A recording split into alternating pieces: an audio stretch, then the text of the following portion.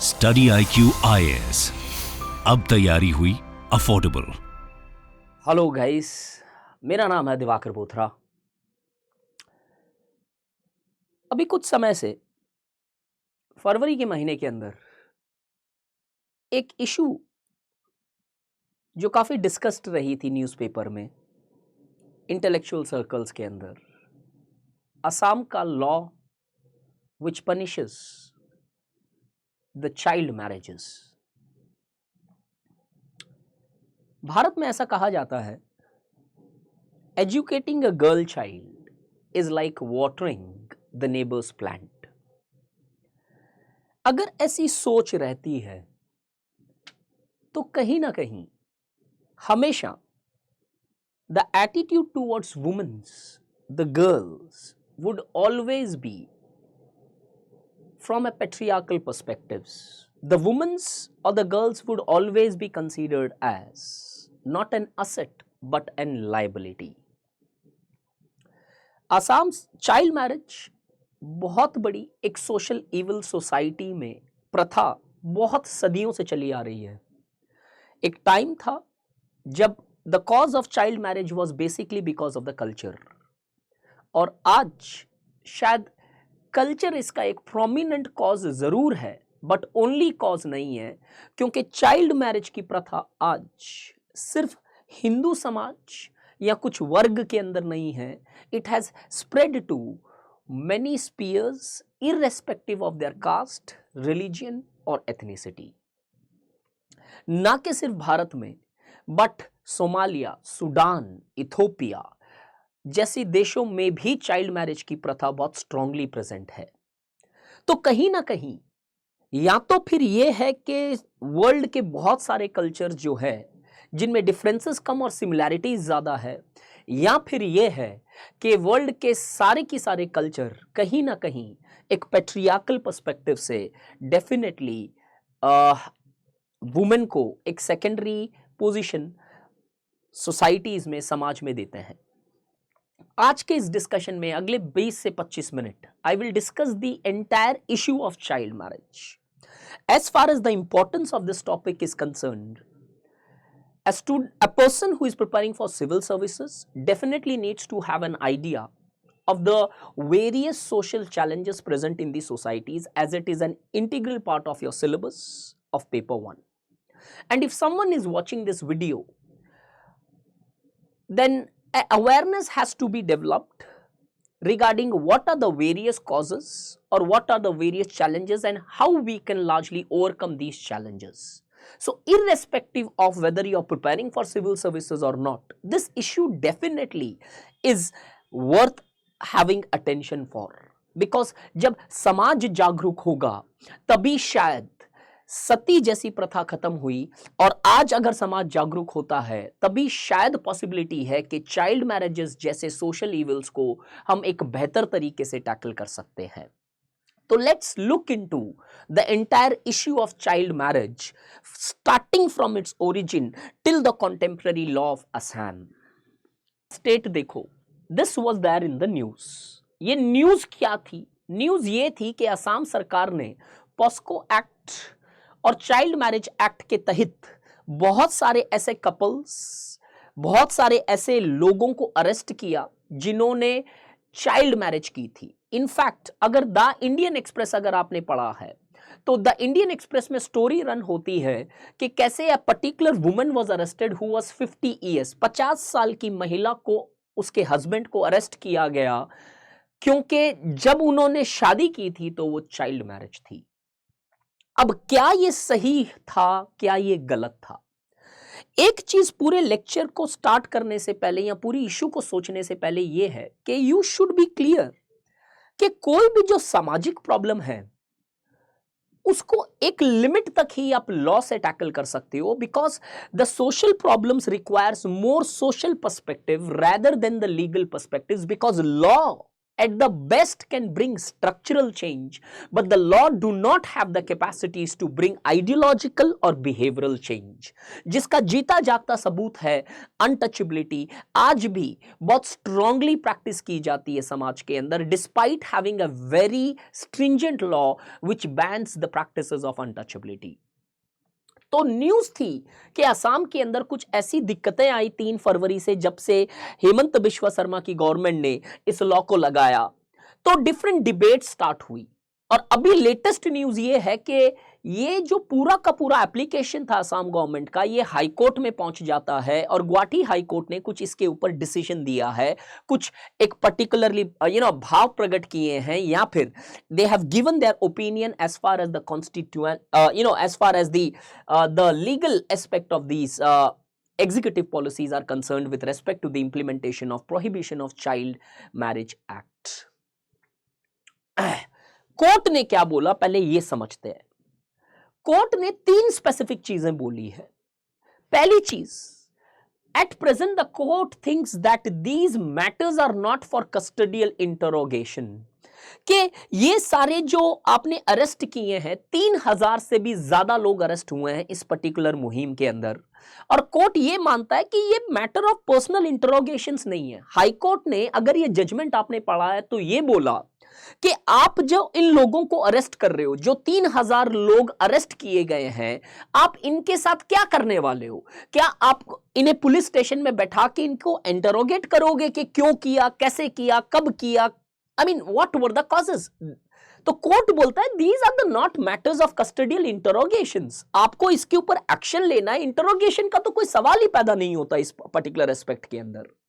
दूसरी चीज, the crackdown of these the people who are married, the girl who has been below the marriageable age, they have been arrested, and the Guwahati High Court says this, that these crackdown are actually causing havoc. For example, when I was going through this literature of this particular implementations in the different types of magazines and different types of debates present around different intellectual spheres, one thing which I noted here was कि ये जब से crackdown 3 फरवरी 2023 से लगाया गया है, तब से एक चीज देखने को मिली कि बहुत सारे असम के यूथ जिन्होंने चाइल्ड मैरिज की थी, वो लोग माइग्रेट कर गए केरला या फिर अदर स्टेट्स के अंदर, वो जाके अंडरग्राउंड हो गए। और जब वो अंडरग्राउंड होने लगे तो असम सरकार ने उनके पेरेंट्स को अरेस्ट करना स्टार्ट कर दिया। Does the law permit this? The question mark remains. Is it right to arrest a bride or at least a husband of that particular woman who is 50 years, who would have married, they would have married maybe 30, 40 or 45 years down the line. They have multiple kids. उस family का क्या होगा? क्या अभी उनको 35 साल पुराने violence के लिए पनिश करना चाहिए? Yes, as per the law definitely करना चाहिए, लेकिन क्या हमें लेटर्स को फॉलो करना है लॉ की या स्पिरिट को फॉलो करना है लॉ की? ये बहुत इंपॉर्टेंट केस स्टडी बन सकती है आपके पेपर 4 एथिक्स के अंदर। तो कोर्ट ने बोला crackdown is actually causing issues, havoc, conflicts. Rather than solving the problem, these crackdowns would largely develop more fissures in the already existing society of Assam. The third opinion which the Guwahati High Court gave was rape charges against child marriages accused are absolutely weird. Guwahati high court का यह मानना है कि जो rape charges आपने लगाए हैं, जिन्होंने 14 से 17 साल की लड़कियों के साथ शादी की थी या जो कर रहे हैं, उनके ऊपर ये जो रेप चार्जेस आप लगा रहे हो, ये कोर्ट का मानना है कि ये वियर्ड चार्जेस है। क्यों? बिकॉज सेक्शन 375 आईपीसी का क्लियरली बोलता है कि कहीं ना कहीं रेप की एक्विजिशन लगाने के बाद रेप के चार्जेस लगाए जा सकते हैं। But from this perspective when we see without any acquisition और without accusing anybody of rape charges, the Assam government have arrested the respective husbands on the charges of rape, and this 3 points should be kept in your mind because this topic is a hotbed. क्यों? 2 reasons है।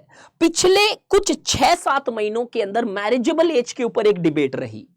Abortions के ऊपर एक debate रही, और अब जाके suddenly because of the policies of Assam government there is a debate as far as the child marriage is concerned. इन तीनों इशू को बहुत अच्छे से तैयार करके जाओ if you are writing the exam and preparing for civil services और any competitive examination. Before going ahead, at Study IQ, we would be starting our fourth optional batch. We can proudly say this, that we have the largest number of students as far as sociology is concerned. Not only sociology, we have got a phenomenal response as far as our general studies courses are concerned. Why? The only reason being that the students have trusted us because we provide the quality basis. We actually provide or give you what we promise, and the principle of our organization has been under promise, over perform. Fourth batch of sociology is starting from 27th of February. All those people who are preparing for their UPSC examination 2024, I assure you that you would neither find the type of notes which we have, you would neither largely get the type of guidance which we give, and with promise we largely advocate this, that every subtopic of the syllabus would be covered in a dedicatedly sociological perspective, not merely going to give you the content. Rather than this program would include your answer writings, it would include the mentorship, it would largely include the entire course, and that too at a fees of just 12,000, where majority of the offline organizations are charging fees of 40 plus thousands or 50 plus thousands. The fees is one matter, but more than that, I bet you and I assure you, if anywhere else you find more better content as far as sociology is concerned, that it's my personal responsibility, I would consider myself as a failure. So if anybody of you are preparing for 2024 and if you are planning to take sociology as your optional, then there are varieties of exceptional feature which we actually provide, and you can go to our website and or app, you can look into those features, and there are certain demo videos present in my playlist which you can see first. हमने जिस तरीके से syllabus को discuss किया है, अगर कोई और ऑर्गेनाइजेशन वैसे सिलेबस को डिस्कस करती है तो कमेंट सेक्शन में जरूर बताना। जिस तरीके से हमने थियरीज और पर्सपेक्टिव्स कवर किए, अगर किसी ने उस तरीके से कवर किया है तो कमेंट सेक्शन में मुझे डेफिनेटली बताना, ताकि मुझे पता तो चले कि there are more dedicated people than us as far as the optional of sociology is concerned. So you can use the code and get enrolled in the course, and I assure you, your next 4.5 months would be just magically changing your perception as far as sociology is concerned. Let's continue with the issue further. Assam government ने किया क्या? Started applying POSCO, provision on child marriages, taken place since Feb 3, 2023. कि जिन जिन लोगों ने child marriage की है उनके ऊपर ये चाइल्ड के रिलेटेड लॉ है, मोलेस्टेशन और सेक्सुअल हरासमेंट से रिलेटेड, उस लॉ को अप्लाई करना स्टार्ट किया। असम गवर्नमेंट यहां तक नहीं रुकती है, और क्या किया असम गवर्नमेंट ने, इस एप्लीकेशन के बेसिस पे ना के सिर्फ एक वार्निंग दी या चार्जशीट फाइल की, rather than the Assam government arrested roughly around approximately 3,000 people on the very charges. कुछ लोगों के ऊपर रेप के सेक्शंस लगाए गए, कुछ लोगों के ऊपर पॉस्को के सेक्शंस लगाए गए, and this created a perfect mixture or a fertile ground for a crisis, havoc, fear. Arrested 3,000 people under Prohibition of Child Marriage Act with relevant section under POSCO. तो अभी तक की कहानी ये थी, कोर्ट का ओपिनियन क्या था, असम सरकार ने क्या किया है, and this which was there in the current affairs from past 2 to 3 days has been running continuously as far as the current happenings or headlines are concerned. What are the concern? अब ये application किया तो problem क्या है? The government has framed a prohibition of child marriage act. Child marriage act के तहत anybody going for a child marriage would be arrested. तो गलत क्या किया इसके अंदर? अब कंसर्न ये था, application of section 375 of IPC without any allegation of rape. The first concern which the court have already recognized. The second one, POSCO Act. Any man marrying a girl below 14 years of age or under 14 years of age has been charged under this act. Any man marrying girls between the age of 14 to 18, that is less than 18 years of age, has been charged under or booked under Child Marriage Act. तो कुछ अलग ढंग से इस पूरी application का हुआ. There has been a mixture of IPC, POSCO and Child Marriage Act to create a fertile recipe to create more complications as such. कि इतना complicate कर दो मैटर कि many times the people who are actually being accused are not even aware कि किस section के अंदर किस तरीके से इसको चार्ज किया गया है. नॉन बेलेबल ऑफेंस बना दिया गया टेक्निकली जिसको अरेस्ट किया गया. और कोर्ट के अंदर the government representative also raised a concern कि sir you are granting bail to these 9 people but it is a non bailable offence. तो आप शॉक हो जाओगे जज ने क्या आंसर दिया. Just we know it's a non-bailable offense, but just charging under POSCO doesn't mean that it is a right charge. आपने charge सही लगाया, ये आपने चार्ज लगा दिया, इसका मतलब ये नहीं है कि आप बेल नहीं होने दोगे. वो चार्ज क्या मुनासिब है? Is this something which needs to be applied? तो court granted a bail in a non-bailable offense because court felt that they has been applied without any thought or any adequate due process of law. अब सवाल ये आता है, would high court stand जो bells दी गई है, would high court stand impact the fight against child marriage? There are certain people who are discussing that the stand taken by court is not right, because when a government is trying to stringently applies the Child Marriage Act, which is their legal, which is their law, which they are doing it in a right, they are applying it with, they are applying the law very stringently. Would this hamper the fight against child marriage? There has been a debate on this. Let's discuss these various issues today so that your entire topic of child marriage is completed within the span of next 20-25 minutes. The short answer to this question is no. The stand would not be impacted. Why? High Court ने बोला क्या है, पहले अच्छे से समझो आप.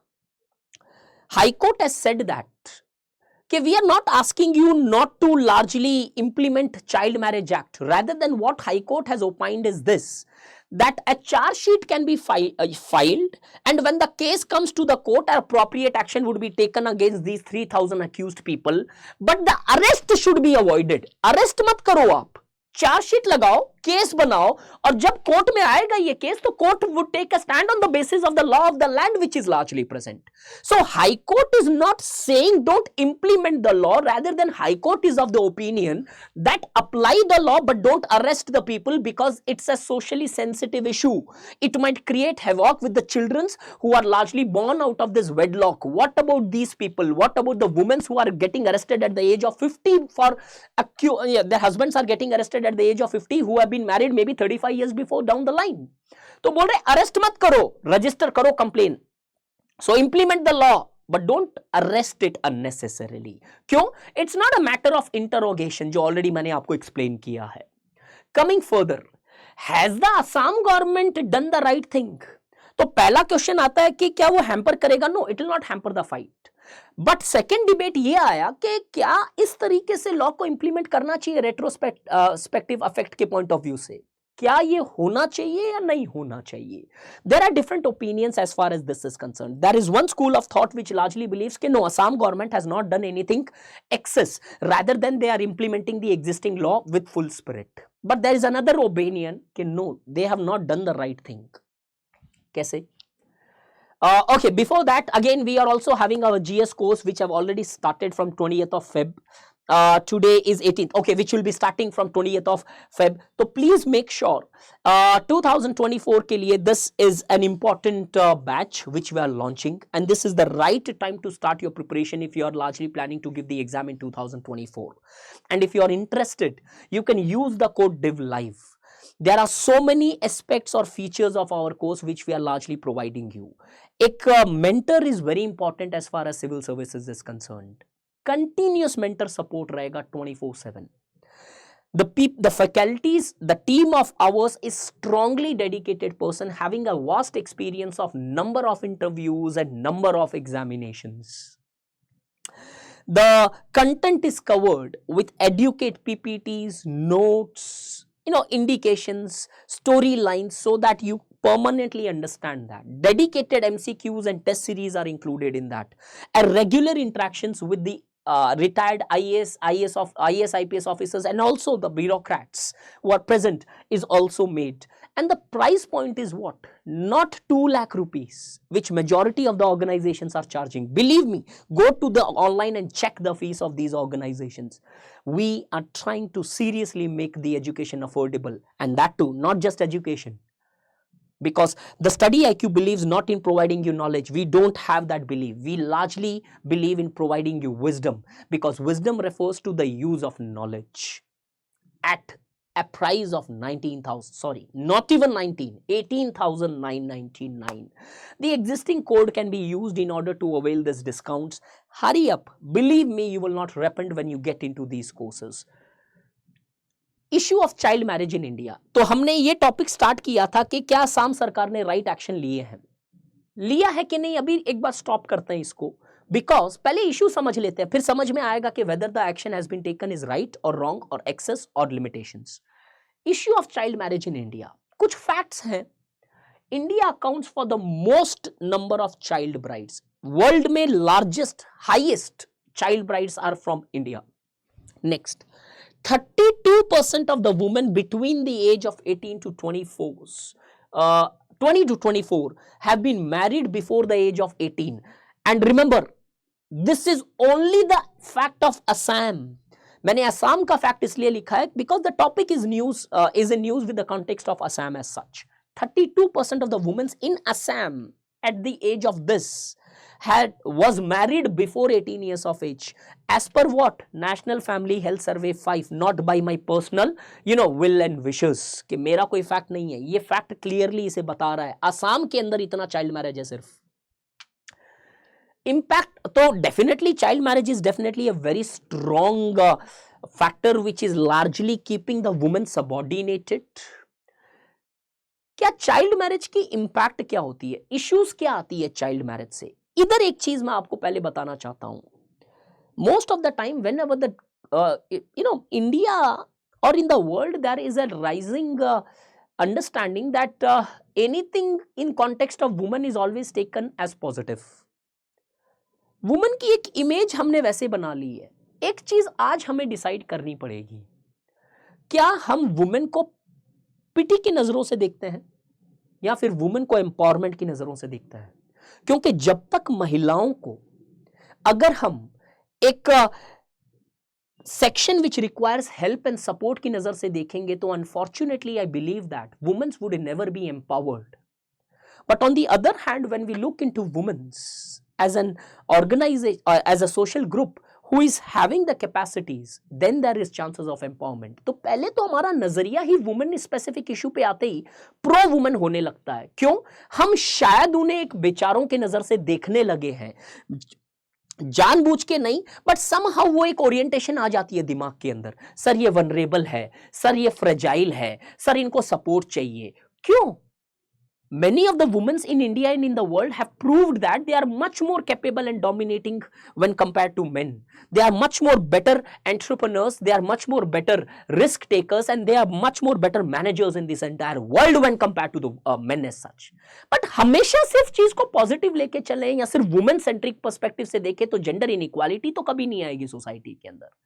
यही चीज होती है चाइल्ड मैरिज के अंदर. Whenever the issue of child marriage is discussed, we only talk about the negative impacts of child marriage as far as the girl is concerned. In order to change this very dialogue, I've also written that child marriage is not having negative impacts on girls itself, rather than even the boys become the victims of child marriage. ऐसा नहीं है जो वो लड़का बचपन में जिसकी शादी हो जाती है उसको बहुत पॉजिटिव बेनिफिट्स मिल रहे हैं, उसके लिए भी बहुत सारी लिमिटेशंस आती है. तो whenever you're trying to understand a particular issue, understand it from a more holistic perspective. So let's look into each causes fast and furious. On girl पे क्या impact होती है? The first impact which I have written here is education deprivation. In Rajasthan there was a case, I think 4 to 5 years down the line, that a girl, there was a certain girl who was married and she was not allowed in the school because the teachers opined that she would have a negative impact on the existing girls in those classes and those schools. Why? Because हो सकता है कि उसकी marriage को देख के these small kids or girls who are largely present may have a negative impact. So whenever a marriage of a girl takes place at a tender age, before the marriageable age, there are chances that the accessibility of education would be reduced, as on one hand she would be largely expected to perform the household work, and secondly, even if the in-laws are quite secular in nature, open minded, when they send their daughter-in-law to schools, the schools do not accept such girls because they may create an opinion about the sexualities, about the physical maturities on the other girls. So education deprivation definitely takes place because of the child marriage as far as the girl is concerned. The second, it lowers the social mobility, directly connected with the education. If you are not having appropriate education, the chances of having the appropriate skills are less, and when you do not have the right skills, the chances of largely having better position in the society, more economically independent positions in society, lowers down. Health implication definitely happens because as per the Lancet study of 2017, Lancet is world's most renowned journal as far as the health medicine is concerned. As per Lancet's report, there is an opinion of Lancet in the context of India that child marriage is one of the prominent cause for maternal mortality rate. And to your shock, the highest maternal mortality rate, the highest infant mortality rate is Assam is one of the state which is having highest of maternal and infant mortality rate. तो शायद एक direct collaboration यहाँ पे भी दिखाई दे रही है कि चाइल्ड मैरिजेस भी बहुत है असम के अंदर, और 32% गर्ल जब उस एज पे शादी हो रही है तो कहीं ना कहीं मैटरनल मोर्टालिटी का फिगर क्लियरली कोलैप्स करता है इससे. तो health implications are created as the women largely become pregnant. Tulsi Patel says this, that in India woman becomes grandmother at the age of 35, and the direct cause for this is the marriageable age of girl have always been low, at least below the adult age. Hampers the psychological well-being. Yes, imagine एक बच्ची जिसकी early शादी हो जाती है, कहीं ना कहीं वो माँ बाप के प्यार से वंचित रह जाती है, and suddenly at a very tender age she is expected to take certain responsibilities of the house, of the husband, of the in-laws, or maybe the kids if they take place in that tender age. तो कहीं ना कहीं वो एक psychologically always there is a sort of pressure, there are chances of depressions, there are chances of psychological complications which could be created. और आप देखो कि Domestic Violence Act 2006 recognizes even psychological violences. To do add that point here. And one of the last causes, not the least, domestication of women. Because of the rise of child marriages, one of the prominent cause has been that the patriarchy has remained intact in society. That when child marriage takes place, woman always remains subordinated to the respective men of the societies, as neither they would have a right educations nor right skills, and hence their positions would always remain secondary. So child marriage has been one of the primary cause for making the women as secondary citizens by reducing their possibilities of mobility or self-development. But at the same time, not only the child marriage has negative impacts on girls, but the child marriage also equally has negative impacts on boys. कैसे? जब एक लड़के की शादी जल्दी हो जाती है तो chances of exploring the world reduces down. When I talk about exploring the world, that कई बार इंडिया में आपने सुना होगा कि यार इस लड़के की शादी कर दोगे तो ये ठीक हो जाएगा. क्यों? जब जिम्मेदारियां आ जाएगी तो ठीक हो जाएगा, ये मस्ती मजाक नहीं करेगा या सुधर जाएगा. हमेशा हम डेली बेसिस पे सुनते हैं. बॉयज के ऊपर एक पॉजिटिव इंपैक्ट नहीं, नेगेटिव इंपैक्ट होती है चाइल्ड मैरिज की, because when the boys are marriage when the marriage of a boy takes place when he is child, the risk taking capacities reduces, and India has a strong entrepreneurship program, and in such circumstances can you directly connect the child marriage to the entrepreneurship program of our society? And this is how you rightly write answers, this is how you discuss the answer from a multi-dimensional perspective, because this is what UPSC expects from you. So reduces not only the chances of education but also reduces the chances of growth, as it hampers the entrepreneurship capacities of the of the boys, as they now largely would be more expected to take care of the families rather than taking risk, getting into new ventures, starting new startups, or getting into new field of educations. So overall the child marriage has negative impacts on both boys and as well as girls. But overall society पे अगर impact देखो तो boys और girls को छोड़ के पूरी की पूरी सोसाइटी भी पे करती है. The India is largely trying to talk about demographic dividend. Imagine a scenario where at least 32% on an average India का भी मैं लेके चलूं या 20% भी इंडिया में चाइल्ड मैरिज लेके चलूं तो that demographic dividend would not be dividend, but it will become a disaster. Following are some of the impacts as far as the society of India is concerned with respect to child marriage. Reduces entrepreneurship, hampers population stabilization measures. The various population policies of the government of India to a greater extent has failed because of the cultural practices present in the Indian society such as child marriages, जिसके कारण stabilization का year हमेशा 2035 से हमने start किया था, 25, 35, 45, 55 और आज 65 पे stabilization का target है. And India is largely expected to become the largest populated country. Child marriage उसका एक बहुत बड़ा reason है. Issues of malnutrition is there. When the woman is married at an early age, childbirth take place at an early age, and since the woman's body is not suitable to give a childbirth, there is a cycle or a vicious circle of a malnutrition where the babies are born underweight, and as a result this cycle of malnutrition keeps on running till the time you end the practices of early marriages. Coupled with this, it strengthens the patriarchal mindsets because here the woman's largely becomes a commodities. Women's largely becomes the people who largely needs to be restricted to their domestic course. Causes of child marriages in India क्या है? हमने impact तो देखी कि child marriages के fact बड़े घोरी है. Child marriages की इम्पैक्ट पूरे सोसाइटी के अंदर कहीं ना कहीं दिखाई देती है. बट क्यों है ये child marriage? Why exactly is child marriage present in society? What are the factors which are propelling the aspects of child marriage in the Indian society? कुछ causes मैंने इधर highlight करके रखी. First one, culture. One of the prominent cause of child marriage has been the dowry, because it was believed that if the women are married early, then the dowry which they would be paying is less. कैसे? Because एक time था जब ये माना जाता था कि ज्यादा बच्चे होने चाहिए, और जब चाइल्ड मैरिज होती है तो possibility of women producing more number of children increases, and as a result those girls who are married at an early age, less dowry was charged for them. Patriarchy, as you all know, patriarchy has been one of the primary cause of the entire anti-woman measures. At least stress on sexual purity of women. कहीं ना कहीं कुछ society में child marriage इसलिए भी होता है because the sexual purity of women is stressed in these societies, and if the women are married in tender age, that what so called as virginity of women can largely be maintained, and the marriage is largely made possible.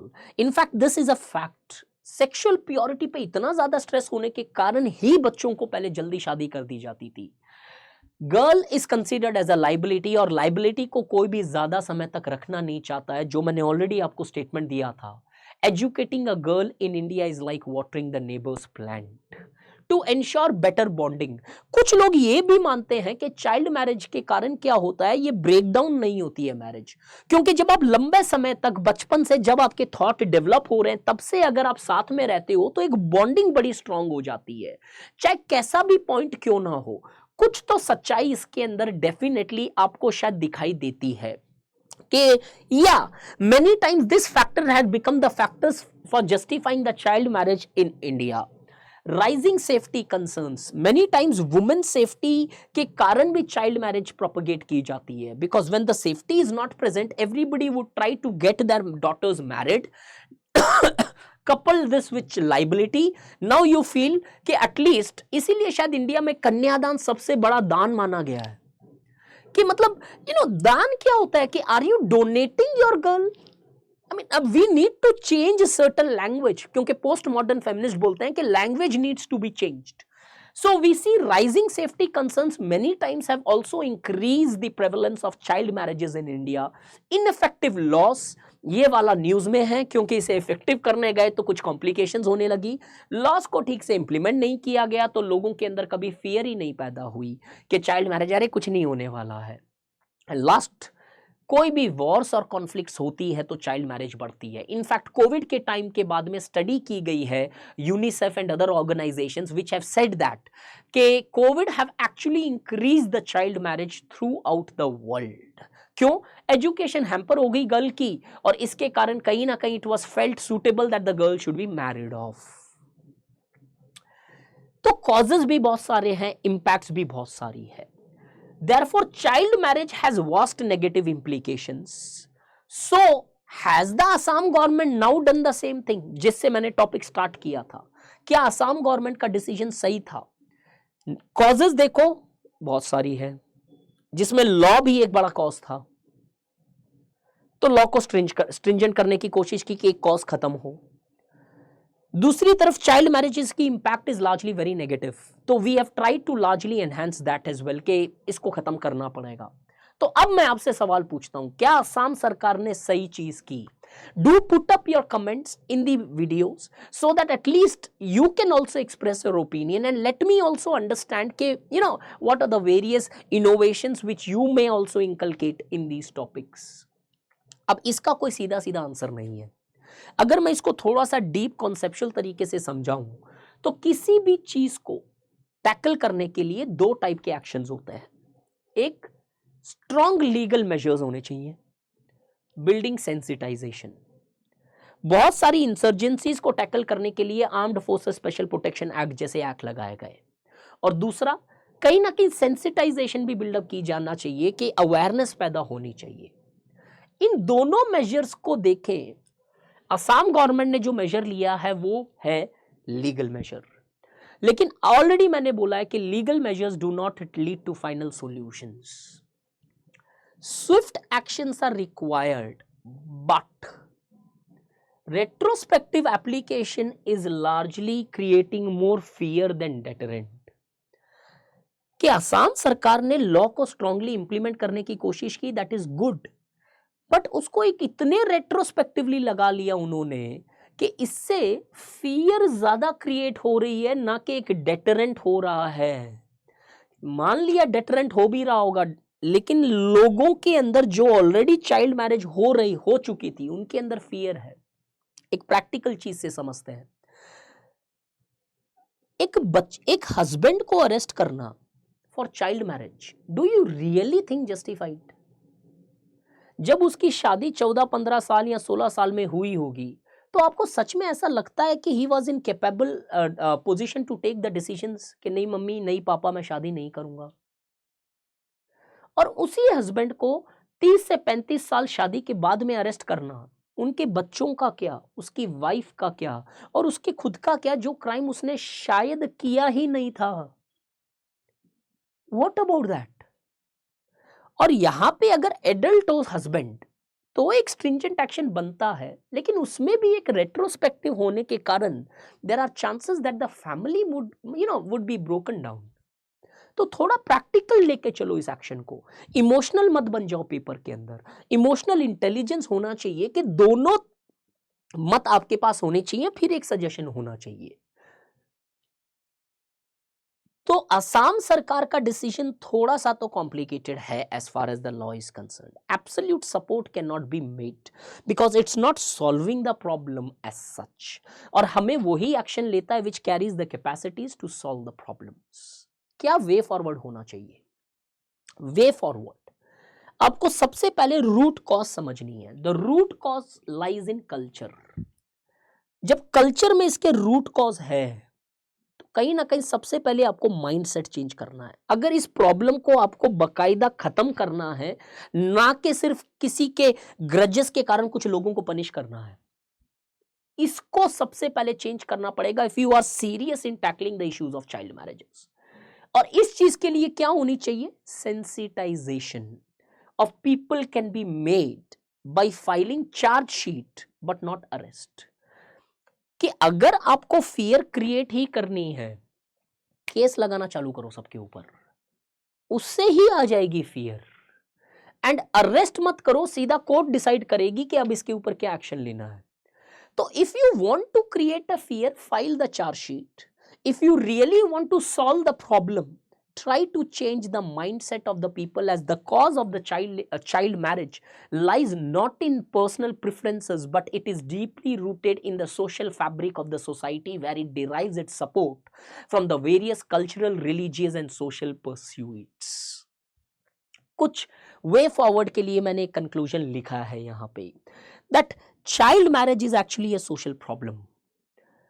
Therefore, legal solution will have a limited impact. However, a deterrent needs to be built, but a care should be taken that it should be done by heart at right place. दिल का और emotion का भी कुछ इसके अंदर मिश्रण होना चाहिए, मिक्सचर होना चाहिए. Right place, as any stringent actions will carry the possibility of breaking down the families. इतना stringent भी मत लो कि उनकी families टूट जाए. Stringent लो किनके लिए, जो अब से child marriage करेंगे, हम तुरंत arrest करेंगे उन्हें. तो अभी से लगाना चालू करो, क्योंकि already existing families को break करने के लिए आप सिर्फ चार्जशीट लगाओ, family arrest मत करो उधर. फॉर लॉन्ग टर्म के लिए क्या सॉल्यूशन होना चाहिए? Education and mass campaigns work better than sudden use of force, as it can help in building mindset, जो सबसे पहला कॉज था, which sees early marriage as a problem than a solution. कि अगर आप मास कैंपेन करोगे तो वो शायद एक बेटर तरीका है इस प्रॉब्लम को टैकल करने का, rather than एक हैस्टी लॉ इंप्लीमेंटेशन मेजर्स. तो प्लीज मेक श्योर कि इस वाले कंक्लूजन को आप डेफिनेटली लिख के रखो, so that you are in a position to rise और develop a better particular aspect as such. So this was the very issue which was there in the current, and I thought that at least we should discuss this issue holistically, so that it helps you to develop a clear opinion without any exaggerated opinions in your answers. Thank you so much. And yes, if you are interested for sociology, come join the batch and really feel the difference. Till that time, happy studying. Take care of yourself. Study IQ IAS. अब तैयारी हुई affordable.